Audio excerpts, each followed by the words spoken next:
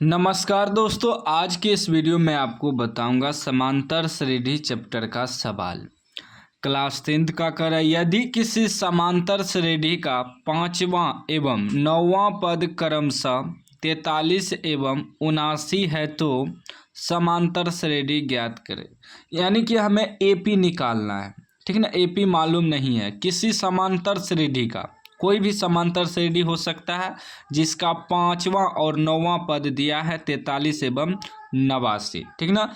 AP हमें ज्ञात करना है, समांतर श्रेणी निकालना है। अब इसमें क्या होगा, ना ही हमें प्रथम पद मालूम है ना ही हमें सार्व अंतर मालूम है।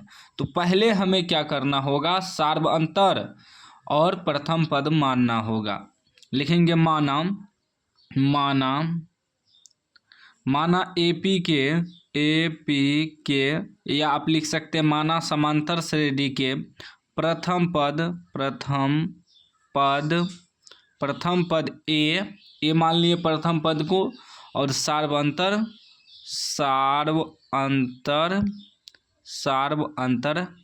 डी है, मान लिए, ठीक ना। वैसे भी प्रथम पद को ए से सूचित करते हैं और सार्व अंतर को डी से सूचित करते हैं, इसीलिए इसमें ए और डी माने। अब एक्स वाई तो इसको मान नहीं सकते हैं क्योंकि समांतर श्रेणी का सवाल है। तो मान लिए कि माना एपी के प्रथम पद ए तथा सार्व अंतर डी है। अब चलेंगे हम लोग प्रश्न से। अब प्रश्न से हमें क्या कर रहा है कि पांचवा एवं नौवां पद क्रमशः 43 और 79 है। समझिएगा, क्रमशः में यदि दिया रहे तो जो पहले दिया है उसका मान हो जाएगा, यानी कि पांचवा पद का मान हो जाएगा 43 और नौवां पद का मान हो जाएगा 79।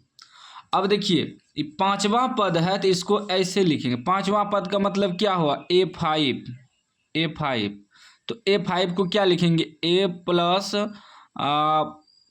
4D, तब होगा पांचवा पद। क्योंकि देखिए AN बराबर सूत्र होता है A plus N-1 into D.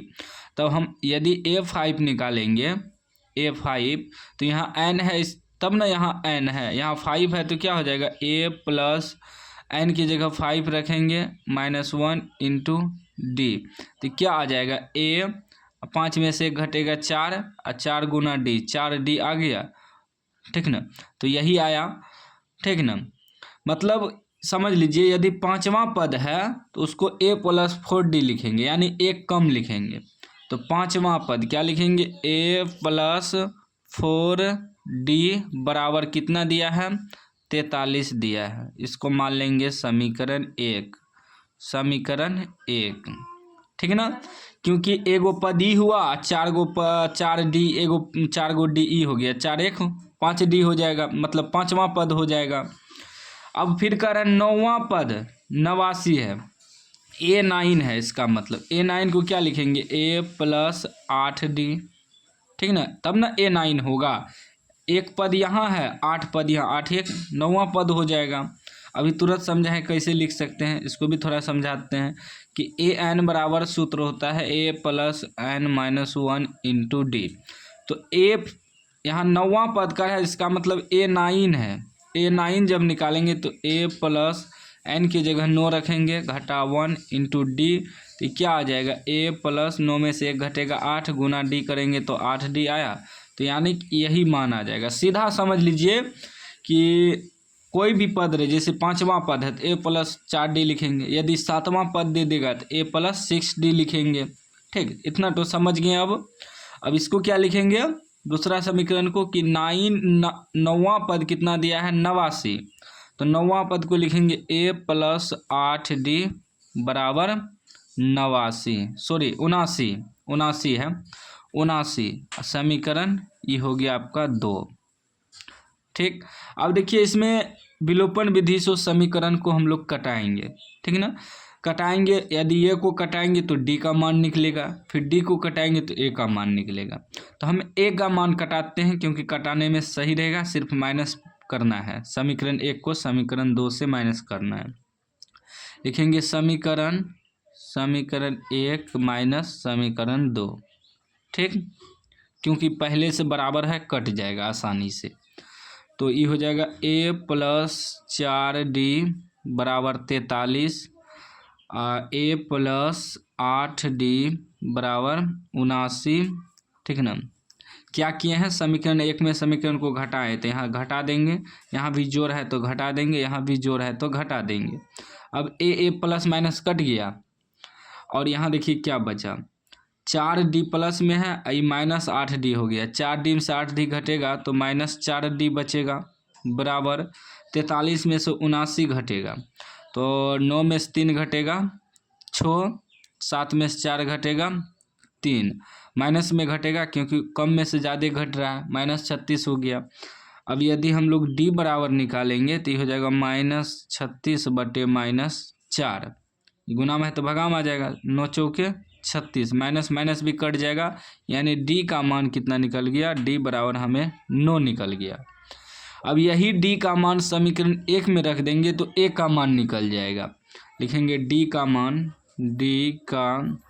मान समीकरण एक में रखने पर समीकरण एक है A प्लस 4D बराबर 43। आप चाहे तो समीकरण दो में भी रख सकते हैं, कोई दिक्कत नहीं है। तो समीकरण एक है A प्लस 4D बराबर 43, ठीक। तो D का मान कितना निकला है, D का मान निकला है 9, तो D के जगह 9 रख देंगे बराबर 43, कितना हो जाएगा ये A प्लस 9 चौके 36 बराबर 43, जब A बराबर निकालेंगे तो हो जाएगा 43, उधर जाएगा तो माइनस 36, तो A का मान क्या निकल जाएगा, घटाइए तो 6 4 10 13 13 में से 6 घटेगा, आपका कितना हो जाएगा 36 4 40 3 7 बचेगा, A बराबर आपका 7 निकल गया, ठीक ना। अब A भी मालूम हो गया, A हम किसको माने हैं, प्रथम पद को, तो यहाँ लिख देंगे प्रथम पद यानी कि A बराबर 7 और सार्वंतर D माने थे, सार्वंतर को D, तो D का मान निकला 9, तो D बराबर 9। अब हमें प्रथम पद मालूम हो गया और सार्वंतर भी मालूम हो गया, तो हमें क्या निकालना है, समांतर श्रेणी यानी कि AP निकालना है। तो AP आपका क्या हो जाएगा, AP आपका पहला पद 7 हो गया, फिर 7 में 9 जोड़ देंगे, कितना हो जाएगा 9 7 आपका 16 हो जाएगा, 16 में फिर सार्वंतर यानी कि D जोड़ देंगे, तो 16 9 कितना हो जाएगा 25 हो जाएगा, ठीक ना। फिर अगर हम 9 जोड़ देंगे तो आपका हो जाएगा 34 हो जाएगा, 25 5 30 4 34, हाँ। तो इस प्रकार आपका AP निकल गया, क्या निकल गया AP, 4 तक ही ज़्यादा तक लिखते हैं, AP में 1 2 3 4 तक ही लिखा जाता है। AP कैसे निकालते हैं एक बार मैं आपको बता ही देता हूँ। देखिए AP निकालने का तरीका क्या है, पहला पद तो A हो गया, फिर निकालते हैं A प्लस D करते हैं, ठीक ना। अब फिर क्या करते हैं A प्लस 2D करते हैं, ये देखिए ये पहला पद हो गया, इसे A1 कह सकते हैं, ये आपका A2 हो गया। फिर A3 यदि निकालेंगे तो क्या करेंगे A प्लस 2D करेंगे, या A4 निकालेंगे तो क्या करेंगे A प्लस 3D निकालेंगे। तो ऐसे भी निकालिएगा तो वहीं जाएगा आंसर। तो पहला पद A आपका 7 हो गया, फिर दूसरा पद है A प्लस D, तो A आपका कितना है 7 प्लस D, कितना हो जाएगा 9 7 16, ठीक।